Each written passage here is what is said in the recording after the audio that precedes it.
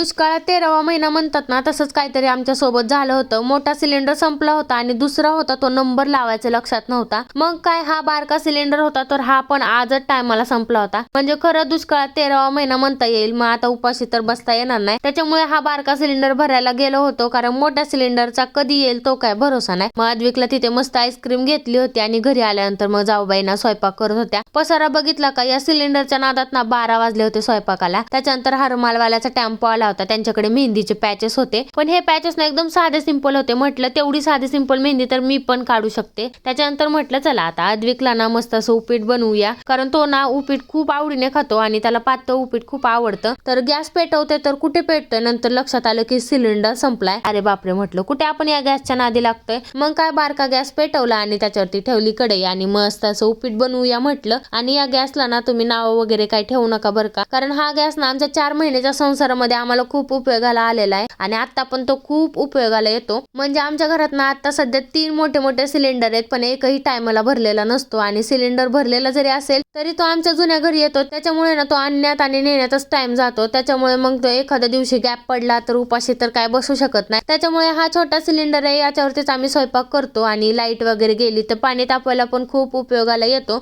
म्हणून तर मी म्हणते ना, छोटासा हा सिलेंडर पण खूप उपयोगाला येतो. त्याच्यानंतर ना अद्विकला उपीट बनवलं होतं. काय नाही, नॉर्मल आपण बनवतो ना तशा प्रकारे बनवलं होतं. म्हणजे कढीपत्ता, जिरे, मोहरी, परत 1-2 मिरची, त्याच्यामध्ये पाणी टाकलं, हळद आणि रवा टाकून मीठ टाकून मस्त असं हे शिजवून घेतलं. नॉर्मल असं पातळ उपीट बनवलं होतं मी, कारण अद्विक ना पातळच खातो. आणि चमच्याने त्याला चारायचं म्हटलं ना, मला भीती वाटत होती त्याला भाजेल वगैरे, त्याच्यामुळे हाताने चारलं. मस्त त्याने पोटभर खाल्लं. आणि मग संध्याकाळी मला पुसायचा होता हा फॅन, पण माझा कुठे हात जातोय. मग माझे नवरोबा मला मदत करत होते आणि यांनी मदत करतायत म्हटल्यावरती वेगळ्याच लेवलची खुशी असते. त्याच्यानंतर यांनी तर मस्त फॅन चकाचक केला होता, पण फरची बघितली का कसली झाली होती. मग म्हटलं चला ही पण पुसून घेते, कारण पायाला ना खूप अशी किचकिच होती. जाऊबाईने तर सकाळीच मस्त फरची पुसून घेतली होती, पण ती परत त्या धुळेमुळे वगैरे घाण झाली होती. त्याच्यामुळे म्हटलं चला पुसून घेऊया. मग नंतर परत जेवण वगैरे केलं आणि आमच्या परी मॅडमच्या शाळेची ड्युटी लागली होती. म्हणजे तिला शाळेमध्ये सांगितलं होतं ओव्हर फूडचं चार्ट बनवून आणायचा, तर तेच माझं इथे बनवायचं चाललं होतं. स्टिकर्स वगैरे भैयाला आणायला सांगितले होते, मग ते अगोदर सगळे चिकटवून घेतले. आता याच्यावरती नावं वगैरे पण टाकायचे, माहिती लिहायची, पण म्हटलं आता ते उद्या, कारण मला खूप कंटाळा आला होता आणि झोप पण आली होती. तर चला भेटूया नेक्स्ट व्लॉग मध्ये.